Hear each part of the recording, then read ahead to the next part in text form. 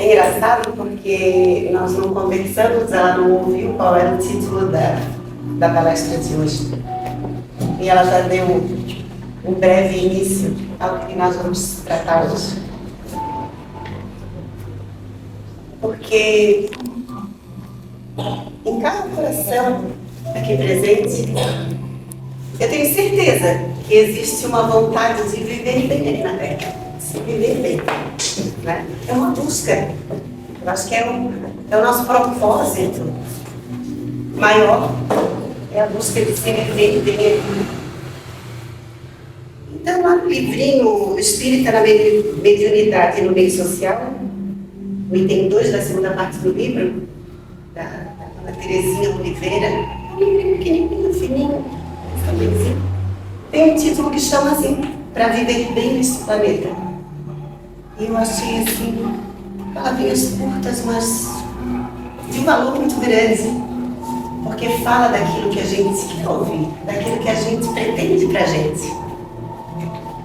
E daí, a gente pensa assim, o que a gente precisa para que a nossa vida aqui na Terra, para que a nossa permanência aqui na Terra seja melhor? A Lu ali falou que ela escolheu as quintas-feiras para estar aqui, para estar conectada com Deus, porque a gente precisa ter esse contato, né? Esse hábito, para que ele se torne diário. Eu escolhi fazer palestras, porque ainda que eu não queira me conectar com Deus, eu me vejo obrigada, porque eu tenho um compromisso com cada um de vocês. Eles me ligam, me chamam. Quando me ligam, me chamam, eu sou obrigada a estudar. De maneira boa. A gente é empurrado, ainda que não queira. E é assim que a gente faz. A gente escolhe a maneira certa, e a maneira certa cada um tem. Mas existe uma coisa. O primeiro item que eu vou falar é o que liga a tudo que a gente vai colher de bons frutos durante a vida aqui na Terra.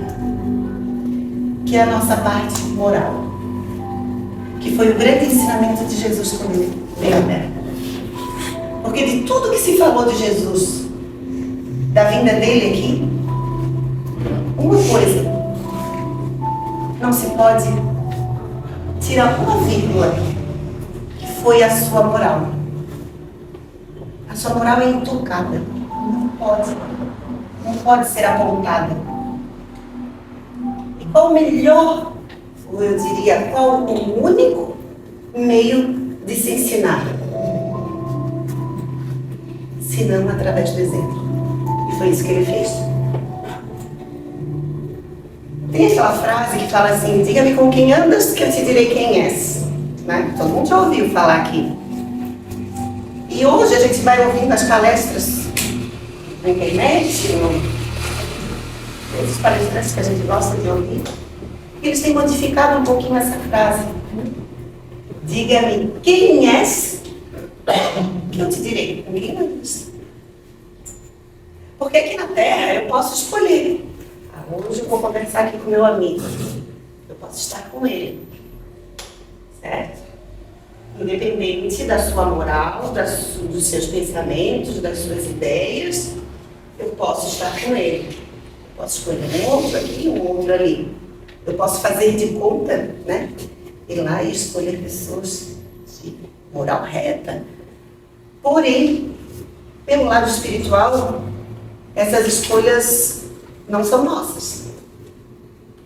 Até um certo ponto não são nossas, né? Não são da nossa escolha. Porque o que vai atrair esses amigos, esses espíritos, para junto da gente, vai ser o nosso pensamento, vai ser aquilo que eu vivo diariamente, ou seja, as minhas escolhas. Quando a gente desce vertiginosamente os degraus da moral, quando a gente briga com alguém, que a gente fala alguma coisa que ofende profundamente, quem é que se sintoniza com a gente? Eu posso estar ali sentadinha, quietinha, e os meus pensamentos serem voltados para o sexo, por exemplo. Né? Tem pessoas que olham uma outra assim e já criam aquela imagem, aquilo tudo, imaginando coisas, né? Não estou falando nada que ninguém saiba aqui, né? Mas é assim. Então são esses pensamentos que, por mais que aqui na Terra a gente consiga disfarçar, na espiritualidade a gente não disfarça. Aí é que está o perigo da volta, né? Porque quando a gente volta, a gente não disfarça mais. A gente é por energia. E a gente vai estar se atraindo àqueles que são afins.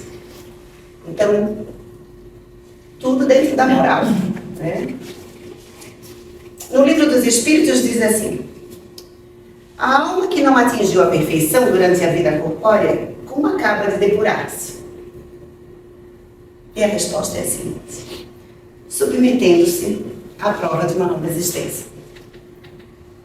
Então, termos consciência no nosso dia a dia, que são coisas que a gente não para para pensar, de que são sucessivas as nossas vidas e que teremos outras, e que a gente se respeite um pouco mais. Às vezes, tem gente que se exige demais, além daquilo que consegue, se pune por isso, porque errou.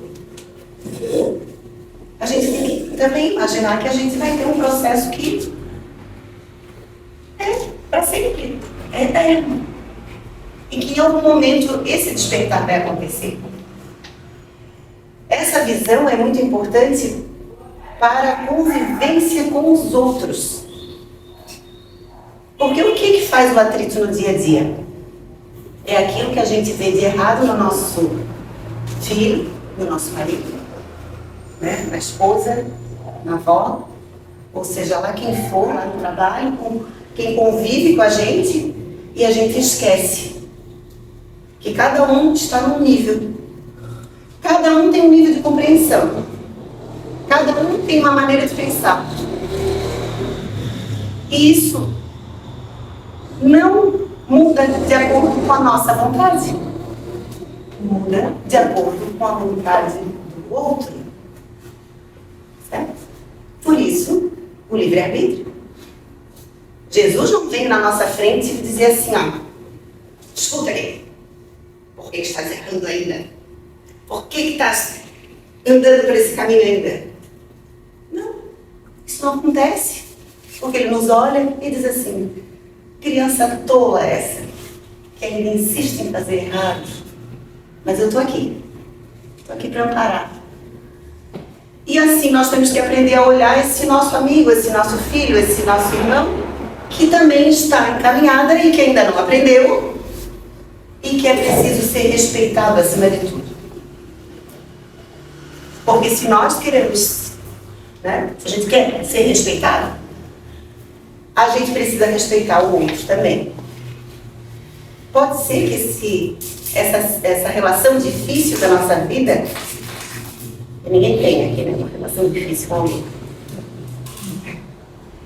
Essa relação difícil pode ser que não se resolva nessa encarnação.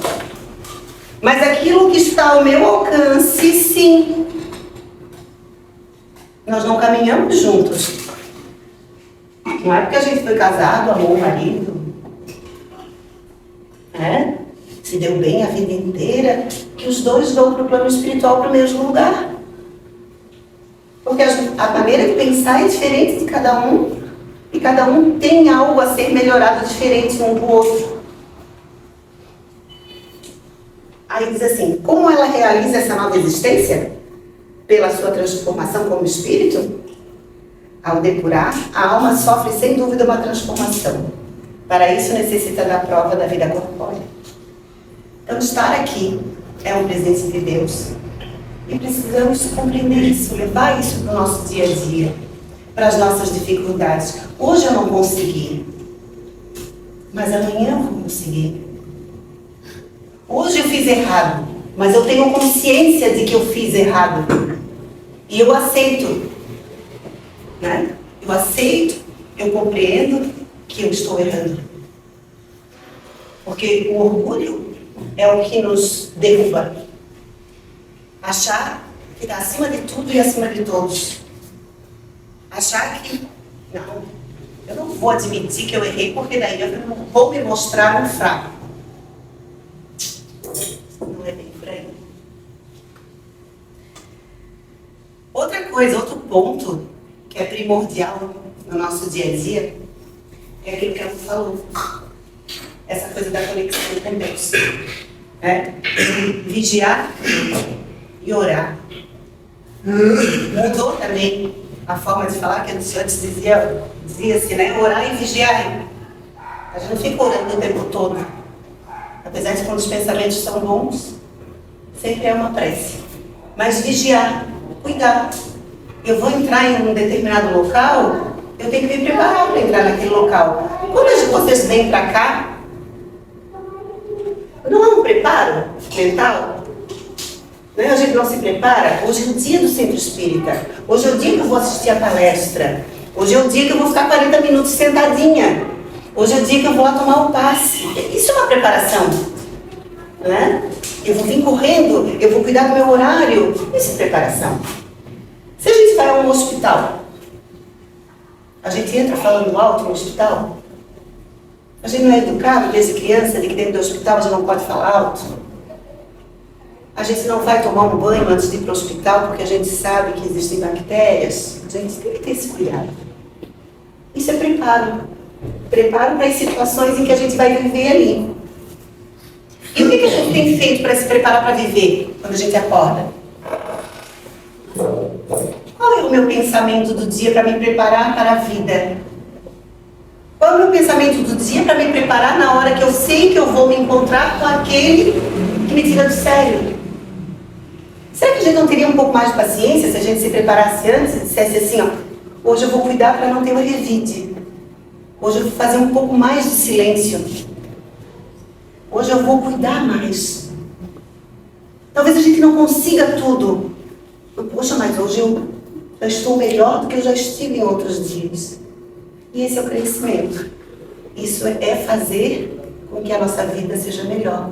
Porque daí quando a gente vira as costas e sai, e o outro fica bravejando, ou a gente sabe que está olhando para a gente com olhares fulminantes, a gente sai, como diz a minha filha, de boa. A gente sai bem. Porque a gente não carrega o peso. É muito mais pesado e muito mais dolorido quando eu ataco do que quando eu sou atacada. Outra coisa que a gente tem que aprender é ser atacado. Porque às vezes a gente merece ser atacado, a gente está precisando ser atacado para saber o que foi que a gente já fez em outras, que a gente já atacou muito. Precisa sentir na pele, precisa doer lá dentro, para que essas mudanças ocorram. E tudo isso é a passo de letra, gente. Não é nada de um dia para o outro. Obviamente temos a escolha de nos modificarmos, mas é que sentimento é uma coisa que tem que vir de dentro para fora. A minha irmã sempre dizia assim para mim, deixa de comer carne. Ela deixou de comer carne e ela ficou aquelas bem chatas, parecia esfumante até. Tanto falava. Quer dizer para ela, menina, eu tenho tanta coisa para mudar ainda nessa vida. Tanta coisa muito pior do que comer carne. Tanta coisa ruim sai de dentro de mim, do que eu não vou me preocupar com o que está entrando, não. Eu não vou me preocupar com isso. Agora ela parou. Passou. Tanto a gente não revidar, ela cansou. Hoje ela está até mais maleável. Nesse livrinho ele cita uma romancista norte-americana que foi prêmio Nobel em 1938. O nome dela é Pearl S. Buck. Tive que treinar para poder falar assim. Ela diz uma frase que eu achei muito interessante. Aí eu treinei, liguei até para minha sobrinha que é formada em inglês, eu disse como se pronuncia esse troço. Aí eu descobri que era pérola. Aí pérola, aí entrou. Tá vendo? A gente tem que se esforçar para vir aqui na frente falar. Ela disse uma frase que eu achei muito boa. Parece a lição de vida do Paulo de Tarso.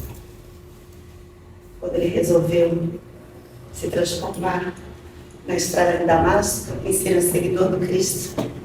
Tem um pouco disso aqui. Frase assim: você não pode se obrigar a sentir o que não sente, mas pode agir direito, apesar dos seus sentimentos. Não é interessante? Tudo muito verdadeiro. Porque Paulo de Tarso lá, quando ele resolveu seguir Jesus, que ele sentiu aquela força que começou a movimentar a vida dele, ele não se tornou uma pessoa perfeita naquele dia. Ele não se tornou um ser que não errou mais.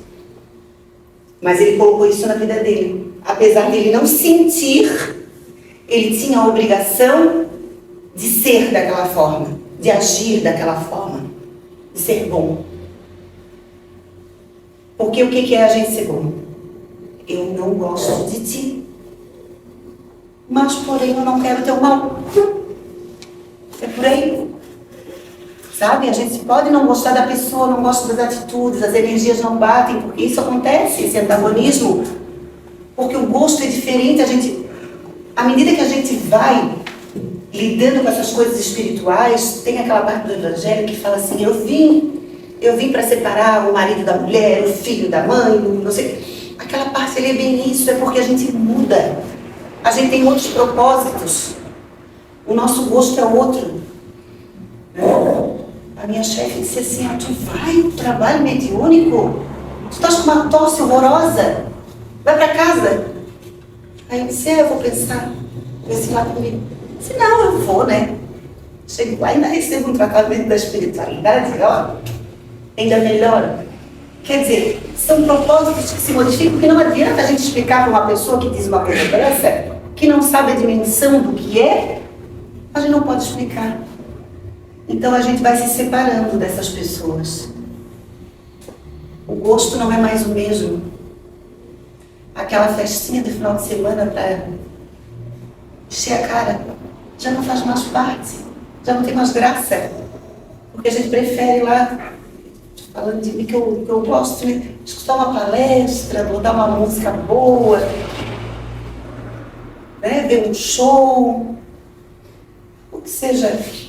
E aí a gente começa a se afastar das pessoas, porque as pessoas não começam, meu Deus, fui amiga dela a vida inteira. Sou amiga dela desde os 4 anos de idade, quando ela tinha 4 anos. Então hoje a gente está se desconhecendo. Mas isso é normal. Porém, a gente não deixa de amar essa pessoa.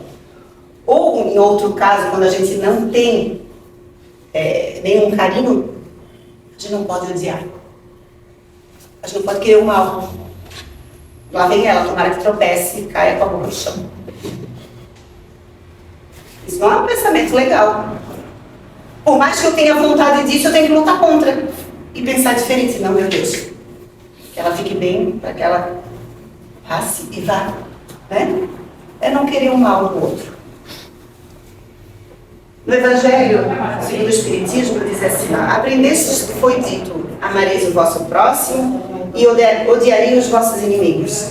Eu, porém, vos digo: amai os vossos inimigos, fazei o bem aos que vos odeiam, e orai pelos que vos perseguem e caluniam, a fim de serdes filhos do vosso Pai, que está nos céus e que faz se levante o sol para os bons e para os maus, e que chova sobre os justos e os injustos.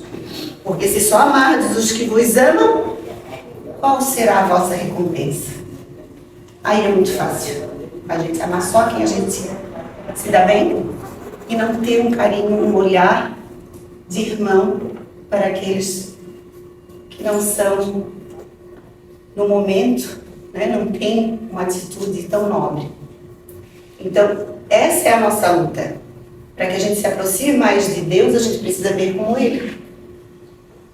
E quando Ele criou o nosso sistema solar, né, como fala aqui, que o Sol nasce todos os dias, Ele nasce para todos.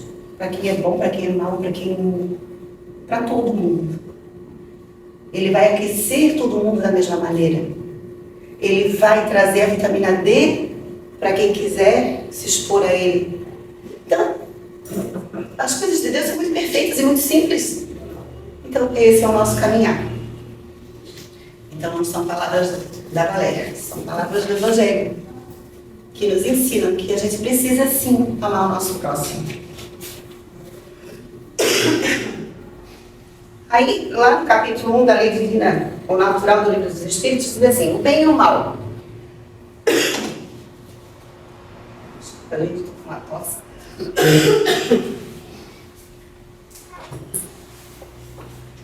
Mas ela acaba um dia.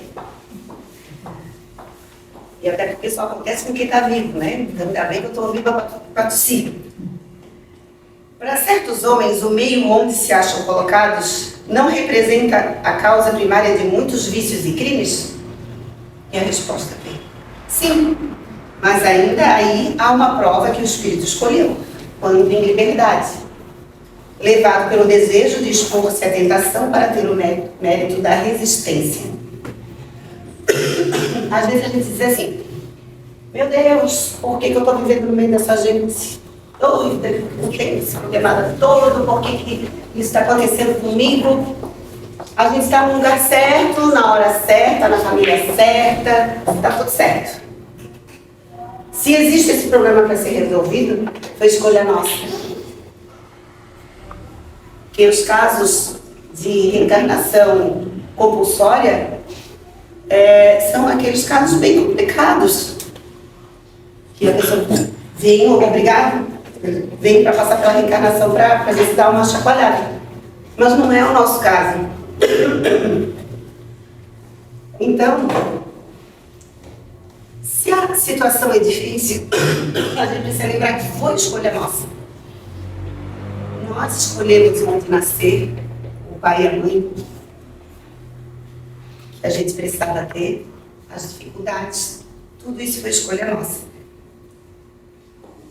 E que prova seria essa se a gente desse uma cola, né? Para quem vai fazer a prova? Qual é o mérito de quem cola? Qual é o mérito de uma prova? Vou dar uma prova bem facinho para ela não, né? Ninguém está vendo, mas eu vou dar uma provinha bem fácil. Aí não tem mérito, porque aí não tá nos exigindo nada além da nossa força do momento, porque aquilo que a gente pensa que não tem força, porque parece ser, né? Algo que não dá para resolver. É nesse momento que a gente cria força e vence. E diz assim, ó, meu Deus, eu passei por isso. E hoje eu sou outra pessoa. A gente já passou pela dificuldade quando era criança de caminhar. E hoje é tão fácil, a gente bota um pé atrás do outro, tem um equilíbrio e vai. Mas já foi difícil um dia. Tudo isso faz parte da nossa evolução. A gente vai caminhando, vai passando pela dificuldade e vai se tornando cada dia melhor, cada dia mais forte. A gente vê às vezes um adolescente, né, reclamando uma coisa. Meu Deus, o meu namorado terminou comigo, como é que eu vou viver? Não é? E a gente olha e pensa assim, ó, se todo o meu problema fosse esse. Aí a gente acolhe, né? Faz de conta que aquele problema é grande. Não é assim? Se a gente tem amor, a gente faz isso. Você tá falando isso pra mim, né? A gente, eu vou repetir, a gente acolhe, bota embaixo do braço, faz de conta que aquele problema realmente é o maior de todos, porque o adolescente precisa disso. Precisa passar pelo problema da perda para crescer, mas precisa do aconchego da família. Família é tudo. Ainda que às vezes a gente tenha famílias complicadas, mas aí a gente tem que abrir o olho e dizer assim, peraí, vamos aprender com essa lição aí, porque em algum lugar a gente recebe amor. Ainda que não seja dentro da casa, porque família, nós somos todos irmãos, né? Em algum lugar a gente encontra. Então, eu vou ler um negocinho para vocês. Só uns minutinhos, só. Somos todos pacientes neste grande hospital que é a Terra, passando por uma grande cirurgia moral, anestesiados nos momentos mais difíceis, ora pela misericórdia de Deus, ora pelo nosso orgulho, que tem o poder venenoso de nos cegarmos das nossas próprias mazelas. Aí está a nossa escolha de sermos anestesiados por Deus ou pelo nosso orgulho, que só nos dificulta a caminhada, né? Quanto mais lúcidos, mais noção temos de quanto é necessário trabalharmos e nos melhorarmos. Não tem um filósofo que dizia, quanto mais eu sei, né? Quanto mais eu sei. Quanto mais sei, eu sei que não sei. Uma coisa assim. A gente não sabe tudo realmente. Quanto mais a gente está lúcido, mais a gente enxerga que tem que fazer algo. Somente há lucidez quando nos tornamos humildes o suficiente para enxergarmos o tanto que é preciso ser feito, e Deus precisa estar o tempo todo em nossos pensamentos, para que as dores da cirurgia sejam amenizadas com seu amor. Como é que se faz para ouvir a Deus? Deus está presente em todos os lugares. Nós estamos contidos nele. Ele é um ser imaterial e precisamos ter essa consciência. E ele nos manda recados.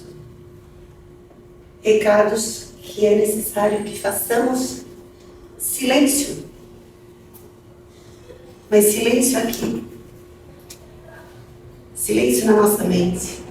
Por isso que é necessário que a gente faça essa higiene mental. Eu brinco, né? Nossa casinha mental, que precisa ser cuidada como a nossa casa. Precisa ser limpa. Precisamos sim ouvir música. Precisamos rir. Precisamos estar com os amigos. Precisamos do divertimento saudável para que a nossa mente relaxe. Precisamos de prece, de oração, dessa busca incessante, de nos mantermos conectados na faixa vibratória boa. Aí a gente ouve, às vezes através do nosso guia espiritual, porque quanto mais nós aprendemos, quanto mais a gente aprende a manter essa nossa vibração, mais a gente ouve o nosso guia espiritual. Ele fala, porém às vezes o nosso ruído mental não nos deixa ouvir. Às vezes o recado vem numa palestra, num amigo que chega e diz alguma coisinha que aquilo bate profundamente. Os recados estão aí o tempo todo, a gente aqui não vê. Então é preciso que façamos silêncio para ouvirmos a Deus. Ele nos fala em coisas tão simples, em momentos tão simples, e nos dá recados profundos para a nossa melhora. E aí, para finalizar, eu vou ler um negocinho que foi de inspiração dos nossos amiguinhos do outro lado, que nos inspiram quando nós fazemos silêncio. Quando a gente se propõe a fazer algo para alguém, eles vêm e nos falam. E às vezes se a gente criar o hábito de a gente escrever, a gente vai ver que vai vir muito recado bom. O recadinho de hoje é assim: sejamos fortes. É fácil o revide. É fácil vermos os defeitos e apontá-los. É fácil perdermos o controle diante das provocações. É fácil perdermos a paciência com nosso irmão de caminhada que ainda não compreende a lição que nos exige repetir, repetir e repetir. Forte é aquele que ama de todo o seu coração, abraçando sem julgamento quem cai, e estende suas mãos quantas vezes for necessário.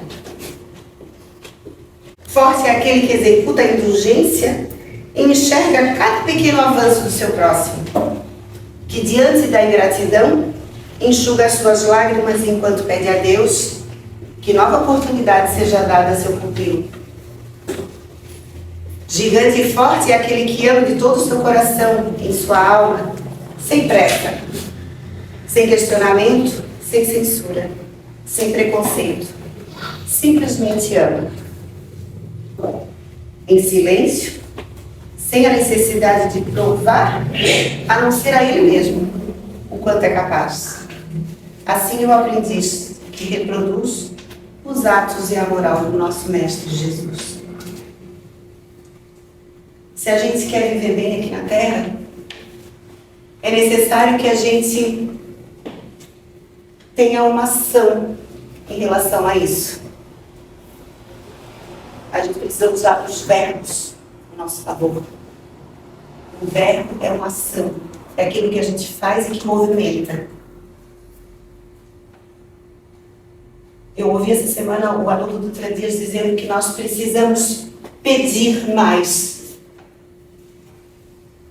Porque nós somos crianças ainda. Nós erramos porque ainda, apesar do orgulho, a gente ainda não compreende toda a lição. Então é preciso que a gente peça por esses amigos da espiritualidade que estão a todo tempo a nosso dispor, para que eles possam vir ao nosso auxílio. Porque, gente, espírito de luz trabalha 24 horas por dia. Eles não ficam assim, ó, antenados na gente, vendo, ela está precisando, eu vou vir atender. Até vem. Mas vem quando a coisa já está muito ruim. Nós temos que pedir antes. Pedir para ter esse contato o tempo todo com eles. Pedir ajuda. Vou entrar no meu trabalho. Eleva o teu pensamento a Deus. Ora. Pede proteção. Pede que a tua mente seja mantida em paz. Nós precisamos ver algo da nossa parte. Não é só esperar que as coisas aconteçam. Nós precisamos dar esse início dessa caminhada. E é com o nosso coração cheio de vontade de começar de novo, esperando que essas palavras que são tiradas dos livros básicos, que são as lições que estão ali, ó, o roteirinho para a gente viver bem, está tudo dentro das obras básicas. Agora tem que ter ação de abri-los, de ler e de colocar em prática. Eu vou fazer o encerramento, porque hoje estamos com poucos trabalhadores. Então, nós desejamos de todo o coração que cada um de vocês aqui presentes hoje, encarnados e desencarnados, possam receber nesse momento as dádivas de Deus através da prece. E que possamos exercitar esse ensinamento de pedirmos não o que é supérfluo, não aquilo que é banal, não daquilo que é material, mas pedirmos essa força para que nossos guias e protetores estejam conosco, para que o nosso pensamento se renove a cada momento, nos trazendo a luz de Jesus para pertinho da gente. E assim, com os nossos pensamentos unidos,